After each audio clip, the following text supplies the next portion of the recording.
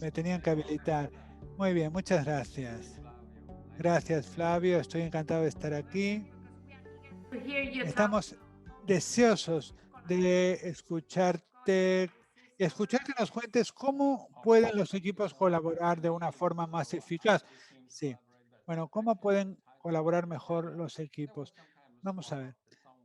Eh, Estamos hablando aquí del mundo Agile y en este caso vamos a hablar de cómo colaborar con éxito con los equipos. Esto es que a mí me encanta estudiar. Hay muchas veces ves los consejos que te dan y te dicen, simplemente tienes que elegir a la mejor gente. Si te dicen cómo crear equipos que funcionen bien, el consejo que te dan es, bueno, pues contrata a la mejor gente. Pero eso es un poco una tontería, en mi opinión, porque muchas veces este no es un privilegio que tenemos. No podemos ser como como los clubes de fútbol que simplemente compran los mejores deportistas del mundo. Nosotros tenemos que arreglarnos con la gente que ya tenemos. Y honestamente, el desempeño no está o no depende de una persona individual, sino que depende de la colaboración que exista entre las personas. Por lo tanto, tenemos que jugar con las cartas que tenemos y yo creo que cualquier grupo de personas se puede convertir en un gran equipo. De hecho, hay estudios que lo confirman. Por eso de eso es lo que vamos a hablar en esta charla durante unos 18 minutos, cómo transformar un grupo en un equipo. Hay muchas empresas que están estudiando todo esto. Google lo ha hecho, Microsoft también, hay profesores, Amy Edmondson, por ejemplo, Richard Hagman, toda gente muy famosa.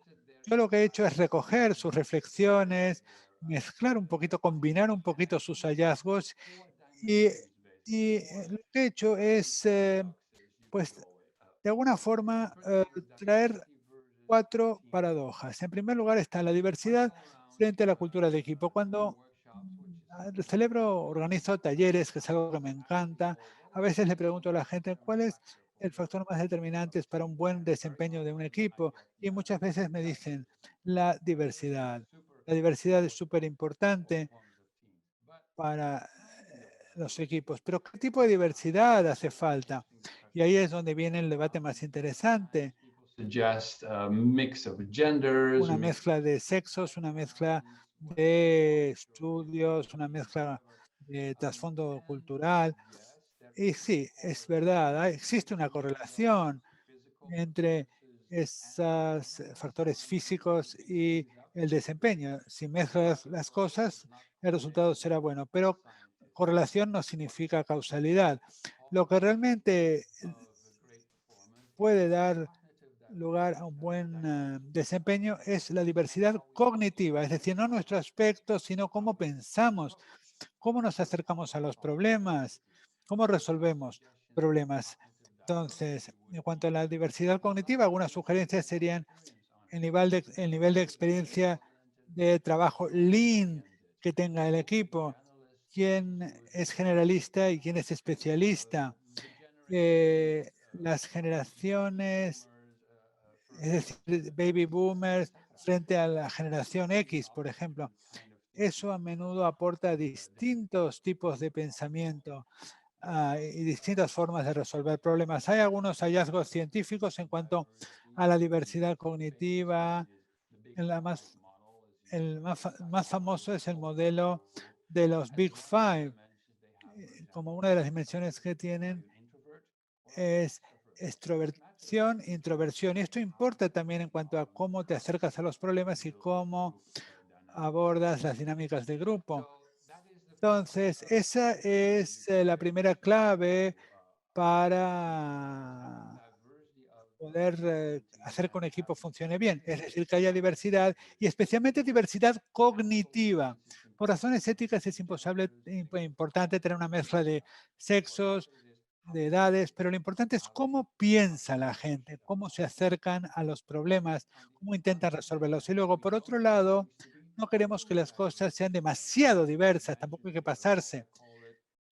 Ah, nos hace falta una diversidad inclusiva. Este es un término que no acuñé yo, lo he leído, pero o sea, no tiene que haber una diversidad total, tiene que haber una cierta cohesión. Entonces, What makes us say aglutina a la gente. ¿Qué es lo que les hace formar un solo equipo? ¿Qué es lo que conecta a todo el mundo? Tiene que haber un mínimo común denominador. Por ejemplo, una identidad compartida.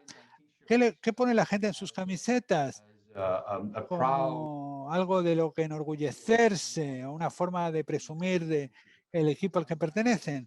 Pues a veces, si la gente no quiere llevar una camiseta con el logo de la compañía o con el logo de la unidad de negocio, pues se dice que ha fracasado la prueba de la camiseta, porque esto quiere decir que la gente no quiere que se le asocie con esa compañía o con esa unidad de negocio. Muy bien. Y luego tiene que haber reglas compartidas entre los miembros del equipo en cuanto a la responsabilidad y la forma en la que trabajan juntos. Son cosas que tienen que acordar. Hay que tener cuidado con que los propios equipos seleccionen a sus propios miembros, the same. I have experienced that in the porque past. entonces tendríamos equipos en los que todo el mundo tendría el mismo aspecto. Yo tuve esta experiencia, ¿no? Porque pues se le dio a un equipo en el que yo trabajaba esta posibilidad y luego todos los miembros eran todos blancos, de unos 30 y pico de años, etcétera. Y esto evidentemente va en contra de la necesidad de que el equipo sea diverso. Esa sería la primera escala, ¿no? Por un lado la diversidad y por otro algo que sea un común denominador. Y luego lo que hay que tener en cuenta es que tiene que haber una especie de contrato social, es decir, las reglas que el equipo tiene que obedecer o tiene que tener en cuenta. Bueno, pues entonces, diversidad cognitiva frente a cultura de equipo, pero luego está la seguridad psicológica. La seguridad psicológica es una cosa de la que todo el mundo habla. Esta mañana también en otro evento de Santander también se habló de ello. Es un concepto muy importante. Esto significa que los miembros del equipo se atrevan a tomar riesgos sin sentir que se les va a castigar por intentar hacer algo nuevo. Tendría que ser aceptable que una persona haga un experimento y luego fracase siempre y cuando el experimento se haya hecho de forma segura. Cuando la gente no levanta la mano para alzar su voz, hay un problema. Alzar tu voz es solamente un primer paso, pero la prueba definitiva es cómo los líderes luego responden cuando alguien levanta la mano y dice, no me parece que esto sea la manera correcta de proceder o creo que deberíamos estar haciendo esta otra cosa, quizás te parezca que estoy loco, pero yo creo que deberíamos estar haciendo las cosas de otra forma. Eso es la seguridad psicológica. Está muy correlacionada con la curiosidad, con la vulnerabilidad, sin experimentar, desde luego, hostilidad por parte del equipo o los miembros del equipo. A veces realiza un pequeño Workshops because you have people porque tienes gente que está en un aula, normalmente no se conocen, por lo tanto es muy difícil ya empezar con un ejercicio de seguridad psicológica, pero sí que se pueden dar algunos pasos, como algún ejercicio de formación de equipo, o formular preguntas como por ejemplo, ¿cuál es la cosa más tonta que has hecho? Esa es una de las preguntas favoritas. Dime alguna cosa tonta que hayas hecho en el pasado y de la que no te importe reírte. O cosas. Para cualquier grupo, pues de esta forma, pues les ayudas a salir un poco de su zona de confort, pero siguen sintiéndose seguros, siguen sintiendo esta seguridad psicológica. Y luego, por otro lado, tenemos una paradoja, eh, porque por un lado tenemos la seguridad psicológica y por otro necesitamos tensión creativa. Necesitamos que algunas personas estén en desacuerdo. Os voy a dar un ejemplo, uno de mis favoritos, que es una serie de televisión.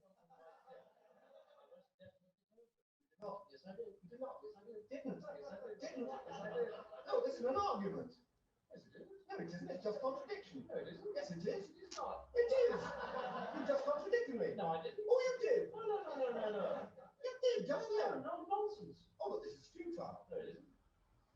Well, that is of course Monty Python, as you saw. I love Esto the es un extracto de Monty Python, que es una forma muy simplista, evidentemente, de mostrar desacuerdo, pero a veces hay que estar en desacuerdo con otras personas. A veces sí es importante for everyone to voice their porque así la gente puede verbalizar sus opiniones. Por ejemplo, hay un libro de Dave Snowden que habla de una práctica que se llama disenso ritual, es decir, la idea de que cuando alguien tiene alguna sugerencia o alguna idea que probar con el equipo, la persona se da la vuelta de espaldas al grupo y luego el equipo tiene que intentar atacar esa idea de cualquier forma posible, de forma intencionada, estar en desacuerdo con la idea, simplemente para que sea seguro, pues eh, discutir y poder analizar el asunto desde distintas perspectivas. Si la persona a la que se le ocurrió la idea se da la vuelta y da la espalda al equipo para que no se sienta personalmente arguing that is going on. It's an interesting furia, ¿no? Con toda esa, ah, con todo ese vigor. Por lo tanto, ah, otra frase que a mí me gusta mucho, bueno, yo siempre tengo opiniones y quizás en Facebook hayáis visto, en Twitter también, que my opinions are weakly held. I have a es- very son big bastante débiles. Es decir, yo realmente, si me presentan evidencia, pues estoy dispuesto a cambiar mi opinión o mi idea. Esa es la segunda paradoja. Por un lado, nos hace falta seguridad en el equipo y por otro lado, necesitamos que discutan y crean tensiones entre ellos. Básicamente, no se trata de una contradicción, es una paradoja. Es posible que ambas cosas coexistan. Y luego el tercer elemento tiene que ver con el propósito y el significado. Quizás es evidente, pero en todo equipo tiene que haber un propósito, algo por lo que esforzarse. Es la definición de un equipo. En el diccionario encontrarás cualquier definición que busques. Como parte de esa definición es que tiene que haber un objetivo, algo hacia lo que esforzarse. Em, y esto significa que los miembros del equipo tienen que saber cómo hacer, pues cuál es la visión, cuál es el propósito de del equipo. Una cosa que a mí me gusta y quizás hayáis leído mi obra, yo tengo un juego que se llama Movie Motivators, que está dirigido a asociar la motivación de las personas con lo que el objetivo, lo que el equipo tenga por objetivo. Algunas personas tienen como motivación el propio objetivo, ¿no? Para el cual el equipo está trabajando. Eso por un lado, es decir, cuál es el objetivo del equipo. Pero por otro lado, también necesitamos un significado personal, es decir, para mí, ¿qué hay? O sea, ¿por qué me importa a mí? Porque todo el mundo busca un significado a través de su trabajo. Todo el mundo quiere tener una vida feliz, muchas experiencias felices. Y para ser sincero, los tiempos en el que una persona tenía un trabajo para toda la vida han desaparecido. Ya están, ya son parte del pasado. Hoy por hoy tenemos trabajos que deben ayudarnos a conseguir pues una gratificación personal. Esto significa que tenemos que conectar lo que ofrece el trabajo, lo que ofrece el equipo con el propio significado de la vida. A mí me gusta mucho este modelo, que es el modelo Ikigai, que es un diagrama de 4 círculos. Como persona, dice que tienes que decidir qué te gusta hacer, qué necesita el mundo, por qué te pueden pagar y por último, qué se te da bien, en qué podrías desarrollar tus talentos. Y la intersección de todos estos conjuntos, pues está Ikigai, que for your being. What is the purpose as a es el human being? propósito de tu vida como ser humano.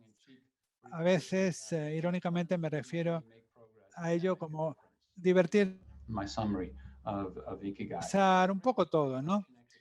Es un gran ejercicio de reflexión para llevar a We also cabo. have 12 steps for happiness. You can download that poster if you want from the Manager Tirado website. It's a great reminder to do things that make us happy as individuals, as Nos team members. recuerda que tenemos que hacer cosas que nos hacen felices como individuos y como equipos. Salir a dar un paseo, hacer ejercicio. Yo, por ejemplo, todos los días salgo a correr y eso me hace feliz. Algunas personas meditan. Estuve en una empresa en España no hace mucho donde tenían una sala que llamaban la sala de la alegría donde la gente podía entrar a meditar. Es decir, hay que hacer que estas cosas sean posibles para los miembros del equipo y así vamos a contribuir al propósito del equipo, pero también su significado personal, su propósito personal. Tenemos por un lado el propósito del equipo y el sentido de la vida individual de cada miembro también. Y la última paradoja que yo encontré en, por ejemplo, empresas como Microsoft, etcétera, es un contexto de apoyo y una autoorganización. Evidentemente, el equipo necesita ofrecer a los equipos todos lo que necesiten y hace falta una sugerencia para la estructura del equipo, tiene que haber transparencia, feedback y ciclos con la dirección, etcétera. Un debate que suele surgir es cuál es el tamaño ideal para un equipo. Evidentemente depende del contexto.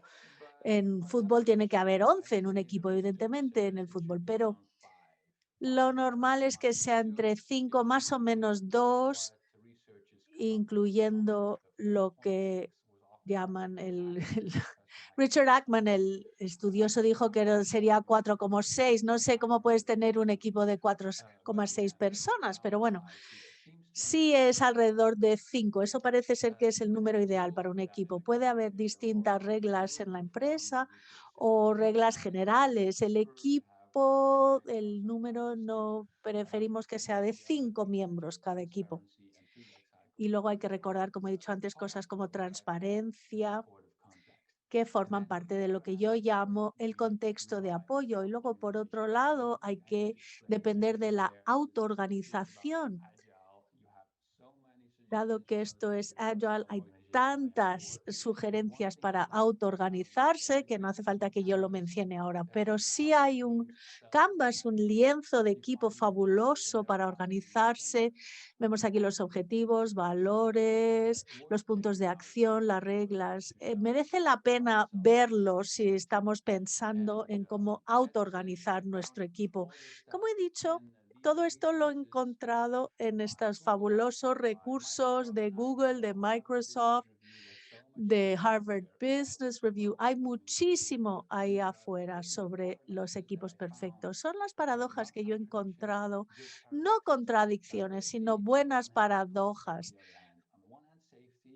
Diversidad, pero cultura, seguridad, pero también ser creativo. Hace falta un propósito del equipo, pero también un sentido personal. El contexto tiene que ser de apoyo, pero a la vez